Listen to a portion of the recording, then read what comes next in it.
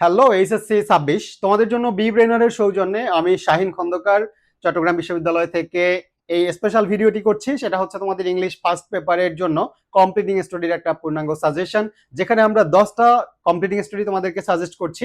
ইনশাআল্লাহ বাংলাদেশের যে কোনো বোর্ডেই তুমি পরীক্ষার্থী হও না কেন, তুমি তোমার পরীক্ষায় এই কমপ্লিটিং স্টোরির মধ্যে একটা পেয়ে যাবা।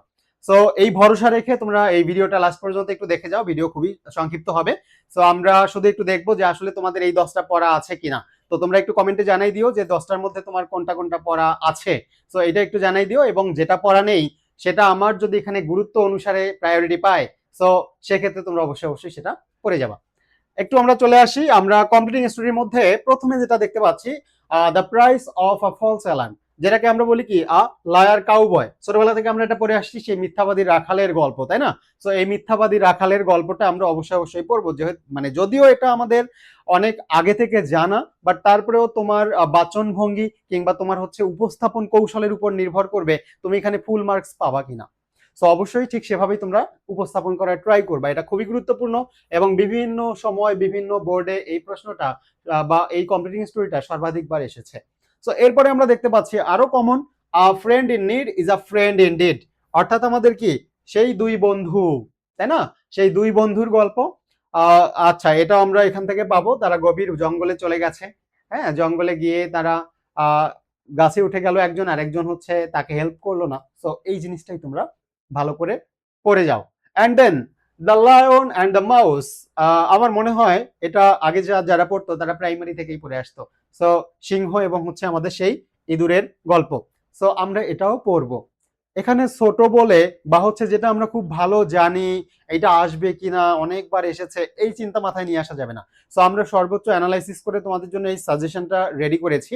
সো ইনশাআল্লাহ তোমরা এখান থেকে পুরোপুরি কমন পেয়ে যাবা।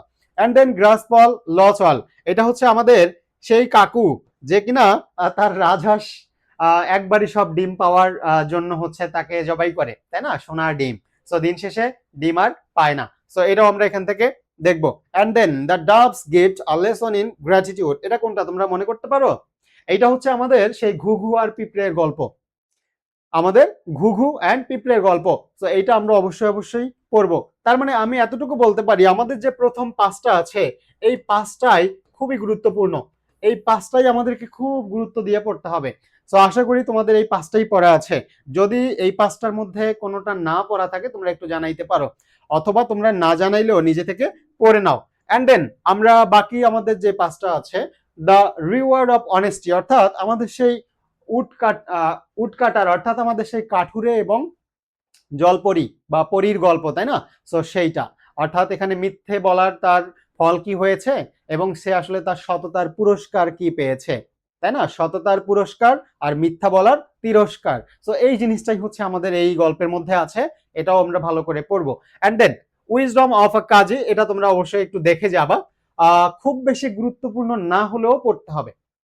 এখানে আমরা যে 10টা দিয়েছি, সো তুমি তো এমনিতেই যদি পড়তে যাও এই সাজেশনের বাহিরে তোমাকে হয়তো দেখবা যে 20টা পড়ে গেছো, তবুও তুমি সন্তুষ্টি অর্জন করতে পারো নাই, তুমি তারপরেও ভয়ে আছো কি জানি কি হয়, পরীক্ষায় কি আসবে না আসবে, তাই না? সো এই জন্য তোমরা এটাকে খুব ভালো করে পড়ে যাও এবং এইটুকু বিশ্বাস রাখো যে এখান থেকে তোমরা কমন পাবা ইনশাল্লাহ।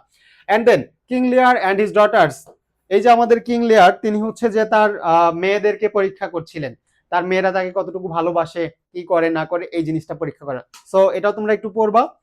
And then wisdom of waves the boatsman lessons, তার মানে এইটা হচ্ছে কোনটা, ওই সেই মাঝি, মাঝিকে যে প্রশ্ন করে তুমি গ্রামার জানো, তুমি ইতিহাস জানো, তুমি পাতিহাস জানো। আচ্ছা, তার মানে আহ এই জিনিসটা, এবং দিন শেষে ওই পণ্ডিত, হ্যাঁ, ওই পণ্ডিত ব্যক্তি সাঁতার না জানার কারণে কি হয়, চলে যায়, মানে ওইটা বলার পর উনি ভীত সন্ত্রস্ত হয়ে যায়। সো আমরা এই জিনিসটা খুব ভালো করে পড়বো। এখানকার মধ্যে আমি যদি একদম হাই প্রায়োরিটিতে রাখি তাহলে এটাকে রাখবো, আর হচ্ছে দ্য রিওয়ার্ড অফ অনেস্টিকে রাখবো।